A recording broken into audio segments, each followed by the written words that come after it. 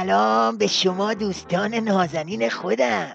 بله میدونم منتظر بودید موشکاف خودشو برسونه و بعد از وراجی علی گدا تو جمع دایناسورای خبتکان یه پنبه‌زنی اساسی راه بندازه. پس برو که رفتیم.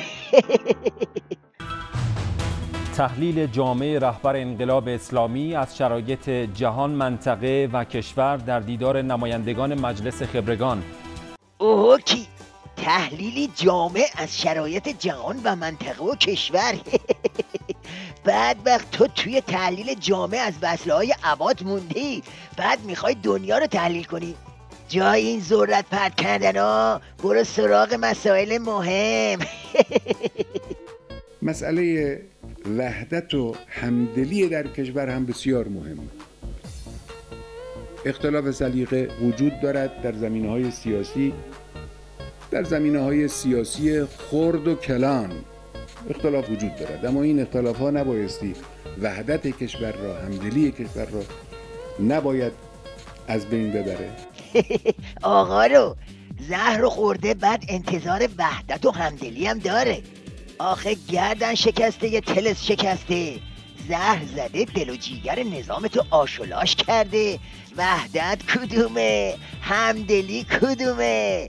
اون کوسه که کنارت نشسته همین الان داره واسه امامت نقشه میکشه، بعد تو فکر وحدتی؟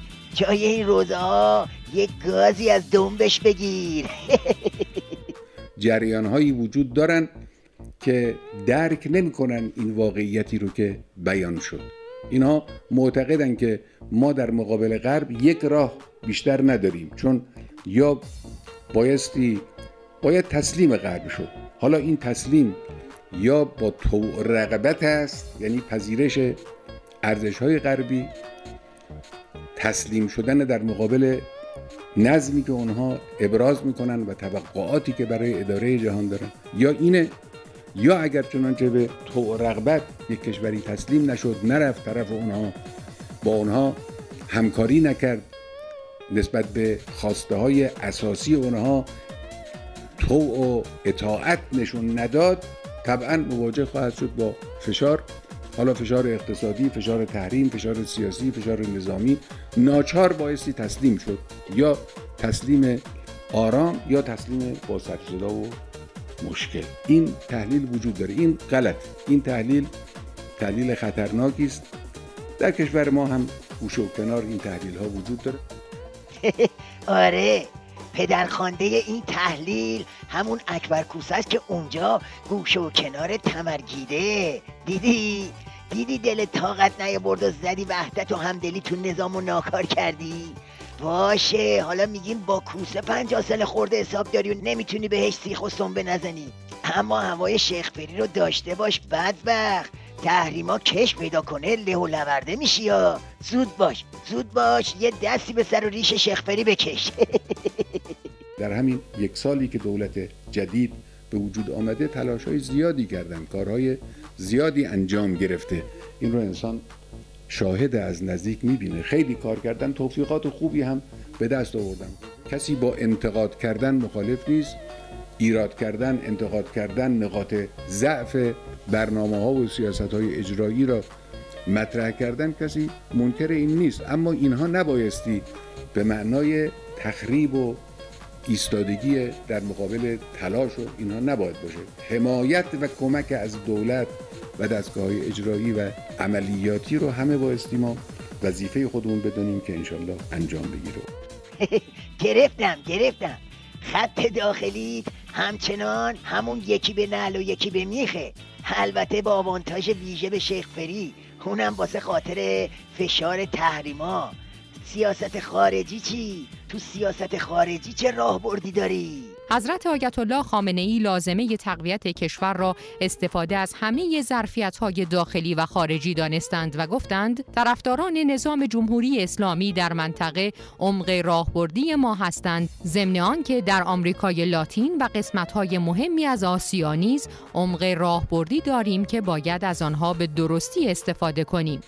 تمومش کردی.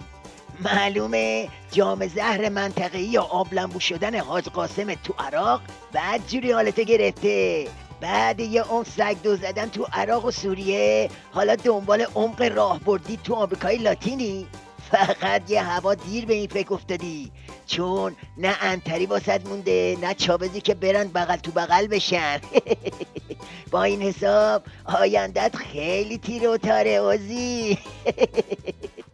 رهبر انقلاب اسلامی در پایان تأکید کردند همان گونه که بارها گفتم افق آینده بسیار روشن است و آینده کشور از همه جهات بهتر خواهد بود.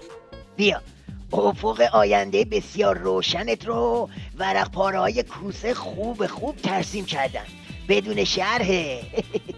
مردم انتظار دارند رئیس جمهور به صراحت و شفافیت به آنان توضیح دهد که سختی کار برای توافق نهایی که ایشان میگوید کجاست؟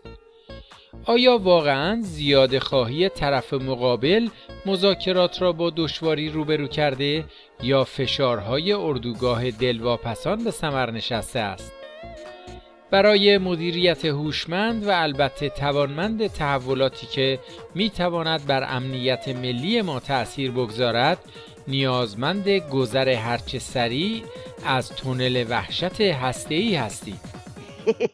به همین خیال باش، آخر این تونل وحشت زوالدون تاریخه.